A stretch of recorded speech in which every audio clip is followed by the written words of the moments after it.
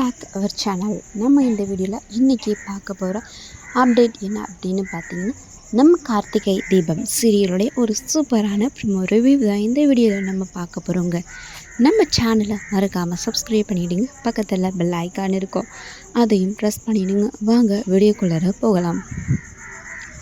மாயாவை பார்க்குறதுக்காக நம்ம ரேவதி அண்ட் சாமுண்டீஸ்வரி 2 பேரும் பார்த்திங்கன்னா இங்கே மாயா வீட்டுக்கு வந்திருக்காங்க. அங்கே பார்த்திங்கன்னா நம்ம ரேவதி மட்டும் மாயா கிட்ட போய் பேசுகிறாங்க. அப்போது நம்ம மாயா ரேவதி கிட்ட கேட்குறாங்க, நான் கேட்குறேன்னு நீ தப்பாக நினச்சிக்காத ரேவதி அப்படின்னு சொல்லிட்டு, சரி கேளு அப்படின்னு சொல்லிட்டு சொல்கிறாங்க ரேவதி. அப்போது மாயா பார்த்திங்கன்னா இப்போது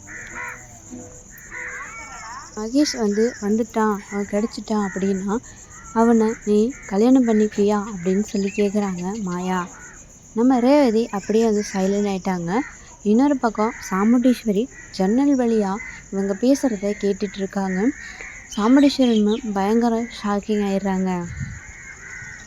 அது மட்டும் இல்லாமல் நம்ம மாயா கேட்ட கொஷின் நம்ம ரேவதிக்கே ஷாக்கிங்காக இருந்துச்சு. என்னடா இப்படி கேட்குறாங்களே அப்படின்னு சொல்லிட்டு. அதுக்கப்புறம் ரேவதி யோசிச்சு கொஞ்சம் நேரம் கழித்து பதில் சொல்கிறாங்க. இங்கே பாருங்கள், ஒரு பொண்ணுடைய கழுத்தில் தாலி ஏறிடுச்சு அப்படின்னா அது பிடிச்ச ஒரு வாழ்க்கையோ பிடிக்காத வாழ்க்கையோ, கழுத்தில் தாலி ஏறிடுச்சு அப்படின்னா அந்த ஒரு வாழ்க்கையை அவங்க கஷ்டமோ இஷ்டமோ அதை ஏற்றுக்கிட்டு அவங்க வாழ்ந்து தான் ஆகணும் அப்படிங்கிற மாதிரி ரேவதி மாயாவுக்கு பதிலடி கொடுக்குறாங்க.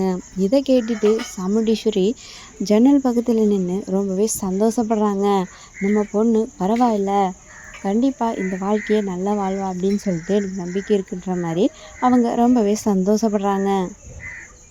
அதுக்கப்புறம் ரேவதிக்கு மூஞ்சியே இல்லைன்னு சொல்லலாம். ஏன்னா இப்போ மகேஷ் கிடச்சிட்டான் அப்படின்னா கண்டிப்பாக இவன் மனசை மாற்றி எப்படியாச்சும் கல்யாணம் பண்ணி வச்சிடலான்னு பார்த்தா இவன் என்னடான்னா இப்படி சொல்லிட்டு போகிறாளே அப்படின்னு சொல்லிட்டு அவங்க தவிச்சு போய் நின்றுட்டுருக்காங்க.